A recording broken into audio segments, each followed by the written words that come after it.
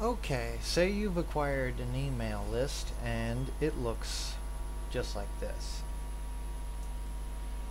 And you want to do some marketing. So,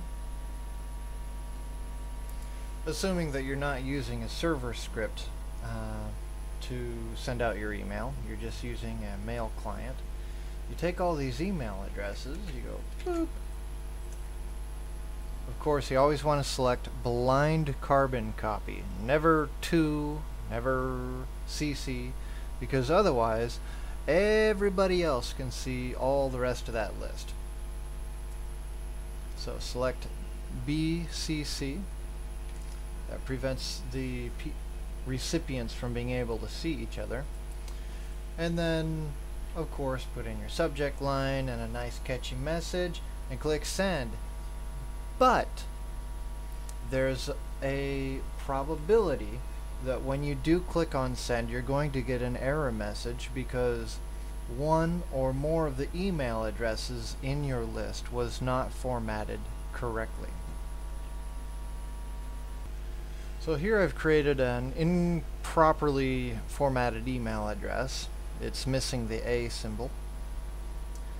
And here's a message that I get for my error condition.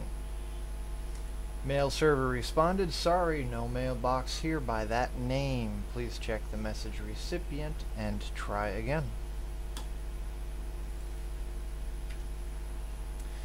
Now, faced with this situation, what I could do is just send to a couple people at a time until I find out where the problem is. Maybe send to half the list at a time until I can track down where my offending email address is and then delete it manually. But, you know, doing stuff manually sucks. It takes too much of your time.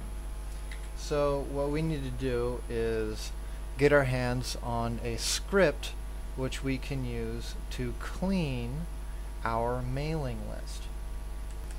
The word clean, when you're talking about mailing lists, is a word which has many meanings because there's more than one way that a mailing list can be dirty. For example, if your mailing list is full of people that have not opted in to receive mail from you and they're not expecting to get anything, then they might complain. And because people did not opt in, then that means that your mailing list is dirty. That's just one of the ways that a mailing list can be called dirty. And of course, another way would be improperly formatted email addresses.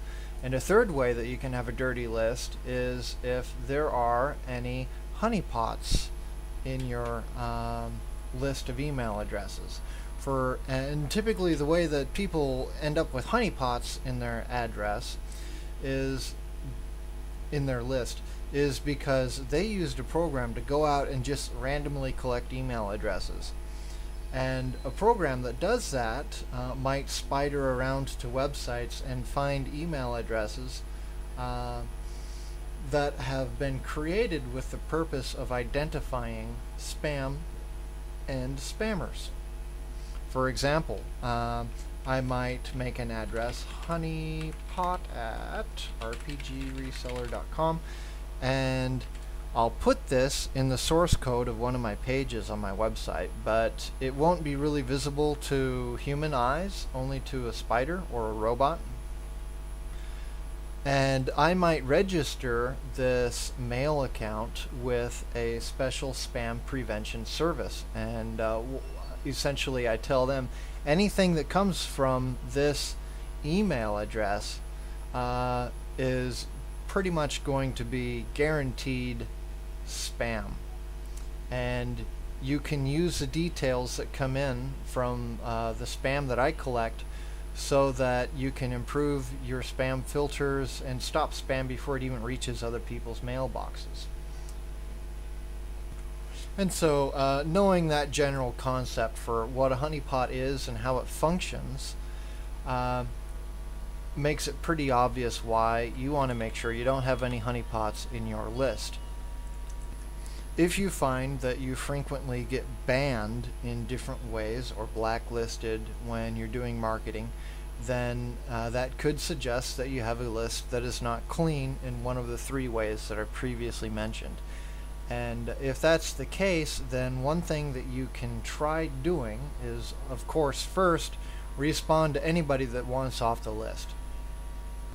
You really don't want people complaining. And even if you're doing like some black hat stuff, then still you don't want people complaining, because that means that you're going to burn your hosts and your IP addresses, your domain names, much more quickly. And of course, that is also another thing that's very manually intensive to handle, and so once again, it's very useful to have a script. As far as trying to clean out anything that might be a honeypot, what you might want to do is split your list into separate lists and then send out your marketing that way, where each list is isolated on its own IP, server, domain name. And what that's going to do for you is help you to identify which lists are getting banned more quickly. And through a little bit of segmentation, what you might be able to do is figure that certain sections are going to be high risk and other sections seem to be pretty clean, you're not getting banned. And so you can take an approach with your marketing where you have both your hot and your cold lists, where the hot ones, that you're going to get banned pretty quickly, you're going to be reported frequently, blacklisted, whatever. So you approach your hot list a little bit differently. As far as improperly formatted email addresses, one of the simplest solutions that you can employ to filter those out and get a clean list that might be able to send through a mail client, for example, is to use other people's services which are designed for sending mail, such as madmimi.com. This is a service, and also constantcontact.com. These guys help you to send marketing mail, and of course what they want to do is only deal with legitimate customers. They don't want complaints, they don't want to be blacklisted themselves, so they're very sensitive to how clean your lists are. And before you ever use a service like this, you got to make sure that your list is very clean. However, if you import or upload email addresses to a service like this, then they will clean out everything that was improperly formatted, and then after doing so, you can export your list right back, and it's been cleaned, at least for the improperly formatted email addresses. Occasionally, people suffer some pretty strong legal consequences from sending out unsolicited email. So, if you're going to be starting out a list and it's pretty much unsolicited, then I highly recommend getting hosting which is outside of the USA.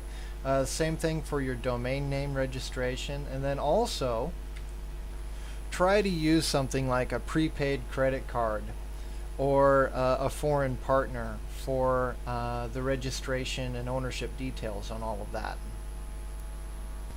That will help to keep you a little bit safer. Always make sure that you provide unsubscribe links. If you don't, then people are going to complain.